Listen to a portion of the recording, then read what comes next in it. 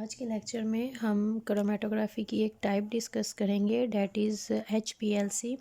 HPLC सबसे पहले हम इसके नेम को ही डिस्कस करेंगे। इसका ये जो नेम है HPLC को कहा जाता है हाई परफॉर्मेंस लिक्विड क्रोमेटोग्राफी। अब HPLC को हम हाई परफॉर्मेंस लिक्विड क्रोमेटोग्राफी क्यों कहते हैं, सबसे पहले हम इसके नेम को देखेंगे कि HPLC को HPLC क्यों कहा जाता है, इसके पीछे हमारे पास क्या रीज़न है। तो बेसिकली हम इसके नेम के करेंगे टू पार्ट्स। हमारे पास ये टू पार्ट्स हैं। टू पार्ट्स हमारे पास इसके नेम के कौन कौन से आते हैं। फर्स्ट पार्ट जो हमारे पास आता है डैट इज़ HP, इसको हम डिस्कस करेंगे। दूसरा हमारे पास आता है LC, इसको हम डिस्कस करेंगे। HP stand for high performance, इसको हाई परफॉर्मेंस भी कहते हैं और कुछ जगह पे अगर आप देखोगे तो इसको हाई परफॉर्मेंस के साथ साथ इसको हाई प्रेशर भी कहा जाता है। अब हाई प्रेशर क्यों कहते हैं ये आगे जाके हम डिस्कस करेंगे जब प्रेशर को हम डिस्कस करेंगे। अभी हम बात करते हैं, ज़्यादातर इसको हाई परफॉर्मेंस लिक्विड क्रोमेटोग्राफी कहा जाता है। हाई परफॉर्मेंस हम इसलिए कहते हैं कि यहाँ पर जो हमारे पास इसकी रेजोल्यूशन है वो बहुत ज़्यादा हाई होती है। हाई रेजोल्यूशन की वजह से हम इस क्रोमेटोग्राफी को हाई परफॉर्मेंस कहते हैं। रेजोल्यूशन यहाँ पर बहुत अच्छी होती है। और रेजोल्यूशन अच्छी किस सेंस में होती है, रेजोल्यूशन अच्छी मतलब कि अगर हम एक मिक्सचर स्टडी कर रहे हैं, जैसे कि हमें पता है क्रोमेटोग्राफी को हम स्टडी करते हैं फॉर सेपरेशन टेक्निक, इसको स्टडी किया जाता है हमारे पास। अब अगर आप सेपरेशन टेक्निक की बात करते हो, सेपरेशन का मतलब है कि हमारे पास मिक्सचर है और उस मिक्सचर में से हम कुछ कंपोनेंट्स को कर रहे हैं सेपरेट। तो अगर मिक्सचर है और उसके अंदर दो कंपोनेंट्स हैं, उन अगर दो कंपोनेंट्स की आपने सेपरेशन करनी है तो उसके लिए जो हमारे पास HPLC है ये बहुत ही ज़्यादा एफिशिएंट टेक्निक आती है।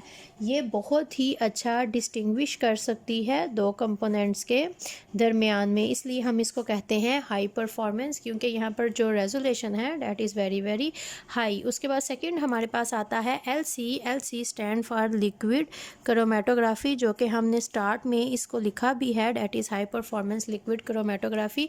अब लिक्विड क्रोमेटोग्राफी क्यों इसको कहते हैं, because this is a type of liquid chromatography. यहाँ पर जो हमारे पास मोबाइल फेज़ होती है वो मोबाइल फेज़ हमारे पास होती है लिक्विड, इसलिए हम इसको कहते हैं high performance liquid chromatography. Name के टू पार्ट्स आते हैं। HP stand for high performance. यहाँ पर distinguish between two different components की रेजोल्यूशन बहुत ज़्यादा हाई होती है, बहुत अच्छा डिस्टिंग्विश करता है ये HPLC। और second is LC stand for liquid chromatography. ये एक लिक्विड क्रोमेटोग्राफी की टाइप है और लिक्विड क्रोमेटोग्राफी वो क्रोमेटोग्राफीज़ होती हैं जहाँ पर हमारे पास जो मोबाइल फेज़ है वो लिक्विड में एग्जिस्ट करती है। जब हमने क्लासिफिकेशन स्टडी की थी वहाँ पर हमने बहुत ज़्यादा डिटेल में स्टडी किया था कि हमारे पास जो मोबाइल फेज़ है वो लिक्विड हो सकती है, लिक्विड के अलावा वो हमारे पास गैस में हो सकती है, हाई क्रिटिकल फ्लूइड हो सकते हैं, जबकि सॉलिड कभी भी नहीं होगी। और लिक्विड में हमने बहुत सी आगे क्रोमेटोग्राफीज़ की टाइप्स देखी थी, जिसमें नॉर्मल है, रिवर्स है और प्रोटीन और डिफरेंट। HPLC भी उसमें ही एक आती है। और अभी हम नॉर्मल और रिवर्स फेस क्रोमेटोग्राफी को भी HPLC में काफ़ी ज़्यादा डिटेल में देखेंगे। अब अगर हम बात करते हैं कि जो हमारे पास HPLC है ये यूज़ होती है किस किस लिए, हम इसको यूज़ करते हैं। हम HPLC को यूज़ कर सकते हैं फॉर आइडेंटिफिकेशन। आइडेंटिफिकेशन के अलावा हम इसको यूज़ कर सकते हैं फॉर सेपरेशन। और ये दोनों आपने जितनी भी क्रोमेटोग्राफीज़ पढ़ी हैं वहाँ पर आपने ये पढ़ा ही है कि क्रोमेटोग्राफी को फॉर आइडेंटिफिकेशन यूज़ किया जाता है, इसके अलावा फॉर सेपरेशन यूज़ किया जाता है। But the specialization of HPLC is use, HPLC is also use to quantify. What do you mean by quantify? Quantify is mean कि जो आपका कंपोनेंट है, जो आपका सैंपल है या सैंपल मिक्सचर के अंदर जो कंपोनेंट है उसकी हमारे पास अमाउंट कितनी है, आप उसकी अमाउंट को इन ग्राम्स इजीली कैलकुलेट कर सकते हो, आप इसकी क्वांटिटी मेजर कर सकते हो, मतलब कि आपका जो कंपोनेंट है यू कैन क्वांटिफाई डैट। तो ये HPLC की हमारे पास एक स्पेशलाइजेशन आती है। अब ये आइडेंटिफिकेशन, सेपरेशन या क्वांटिफाई किस तरह से होता है हमारे पास, फॉर एग्जांपल ये हमारे पास एक बीकर है इस बीकर के अंदर हमारे पास मिक्सचर है। इस तरह से मिक्सचर का मतलब है कि हमारे पास यहाँ पर दो कंपोनेंट्स प्रेजेंट हैं, तो हमारे पास HPLC क्या करेगा, HPLC इसमें से इजीली हमारे एक कंपोनेंट को सेपरेट कर लेगा। ये क्या क्या कर सकता है, फर्स्ट ऑफ ऑल HPLC एक सिंगल कंपोनेंट को इजीली सेपरेट कर सकता है, सेपरेट अ सिंगल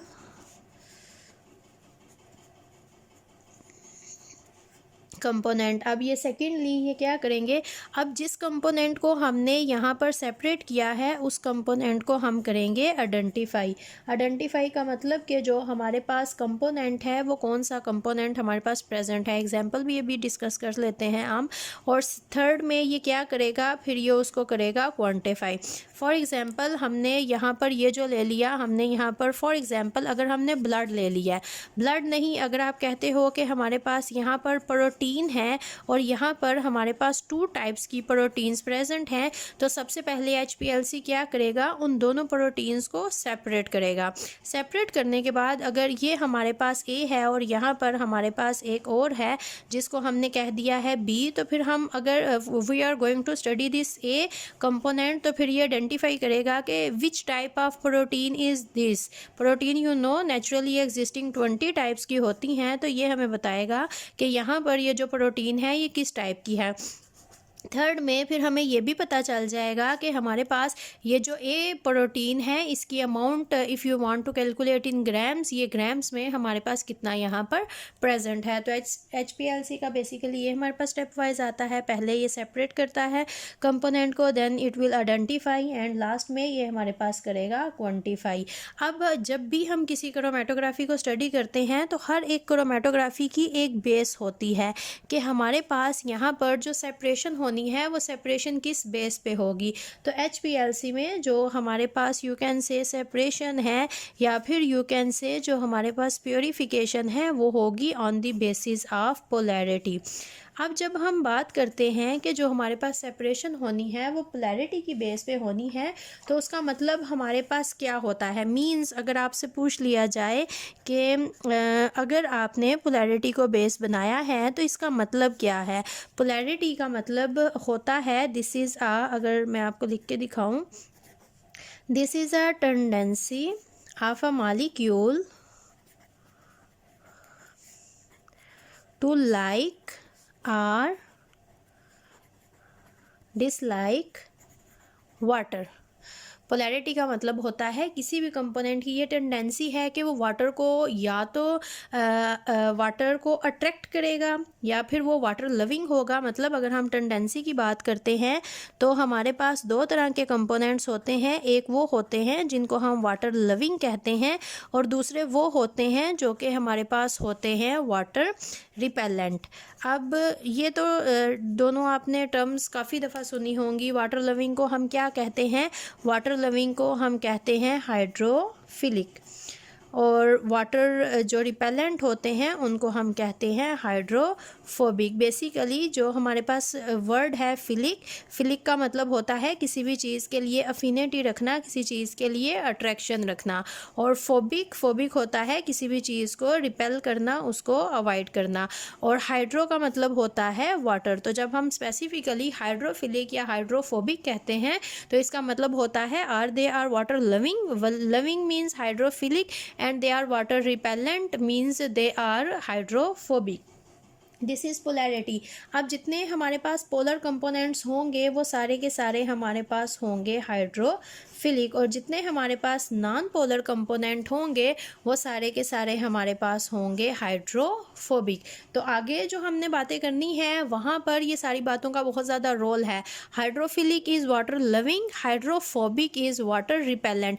और इसके अलावा अगर मैं आपको याद करवाऊँ कि नॉर्मल फेज़ और रिवर्स फेज़ क्रोमेटोग्राफी हमारे पास क्या है, तो मैंने जब आपको क्लासिफिकेशन करवाई थी और वहाँ पर मैंने आपको बताया था कि हमारे पास डिफरेंट बेसिस पे क्लासिफिकेशन होती है, और मोबाइल फेज़ के बेस जब हम लेते हैं, अगर मोबाइल फेज़ लिक्विड है तो वहाँ पर पहली 2 टाइप्स हमने पढ़ी थी। एक हमारे पास होती है नॉर्मल क्रोमेटोग्राफी, दूसरी हमारे पास होती है नॉर्मल फेज़, और रिवर्स फेज़ हमारे पास क्रोमेटोग्राफी होती है।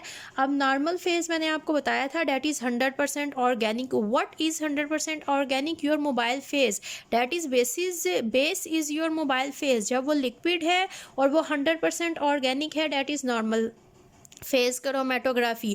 और reverse phase when your mobile phase will be 100% inorganic और एक्वस। 100% का वर्ड अगर आप ना भी याद करो तो आपने अपने माइंड में ये दोनों क्रोमेटोग्राफीज को क्लियर रखना है। Normal means your mobile phase is organic non polar, then your stationary phase will be polar, because mobile phase और स्टेशनरी फेज की पोलैरिटी हम डिफरेंट रखते हैं, अदरवाइज वो एक दूसरे के साथ बॉन्डिंग करेंगे और मोबाइल फेज स्टेशनरी फेज के ऊपर कभी भी फ्लो शो नहीं करेगा। तो हम उनकी जो पोलैरिटी होती है वो अपोजिट रखते हैं, सेम नहीं रखते, बहुत ज़्यादा डिफरेंस रखा जाता है उनकी पोलैरिटी के दरमियान। And when you are talking about the reverse phase chromatography, that's mean your mobile phase is aqueous, means that is polar, then your stationary phase should be non polar, means it will be hydrophobic. तो ये थोड़ा सा हम आगे जाके दोबारा से भी डिस्कस करेंगे, लेकिन अभी ये आपके माइंड में क्लियर होना चाहिए।